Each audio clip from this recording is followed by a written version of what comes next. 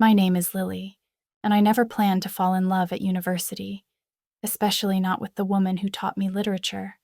The first time I saw Professor Hart, she stood at the front of the lecture hall, sunlight bending through tall windows and drawing thin gold lines across her gray silk blouse. She was 56, calm as marble and twice as graceful. Every word she spoke sounded like something that had already lived 100 years. I sat near the back, pretending to take notes, but really just watching how her hands moved, one holding the chalk, the other brushing a strand of silver blonde hair from her cheek. She quoted Virginia Woolf saying, "We write not because we understand life, but because we wish to." I wrote it down, though I didn't yet know why it mattered.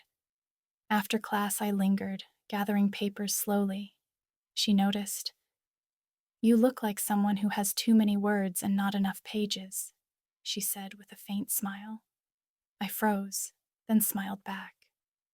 Maybe I'm just lost between lines. That was how it began. Small exchanges after lectures, book recommendations, quiet nods in the hallway. She invited me to her office once to discuss my essay. The room smelled of old books and bergamot tea. Outside, rain drummed softly against the window. We talked for an hour about stories, memory, and meaning. When she looked at me, her gaze didn't weigh me down. It steadied me. As weeks passed, I found reasons to visit more often, sometimes to ask about poetry, sometimes just to hear her voice. There was something about the way she listened, completely, without hurry, that made me feel seen, not as a student, but as a person trying to understand herself. The day she read my short story aloud, her tone softened. "You write like someone who loves deeply but quietly," she said. I laughed nervously. "Maybe I learned that from your class." Our eyes met, and for a moment, everything, the ticking clock, the rain, the entire world, seemed to hold its breath. The semester slid towards spring, and the campus trees began to bloom. Professor Hart and I found ourselves walking together after class more often. She carried a leather bag full of papers. I carried too much feeling. One afternoon, she asked if I wanted to see the university's garden, the one faculty used for events. We sat on a wooden bench beneath the magnolias, petals falling like snow.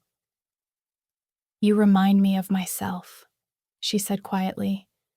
"Too curious, too hopeful, too afraid to be misunderstood." I smiled. "And do you regret being that way?" She shook her head. "No. It's the only way to see the world as it truly is."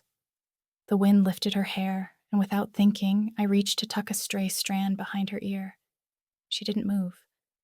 Our eyes met again, closer this time, fuller.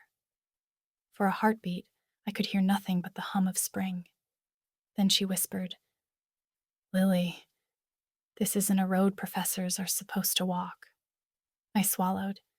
Maybe not, but some roads are worth the rule. She looked away, then back, her voice almost trembling. "You'll write about this someday." "Maybe," I said, "but not as fiction." When we left the garden, our hands brushed, only once, but it felt like a signature written in light. A week later, my course ended. On the last day, she returned my final paper with a note inside.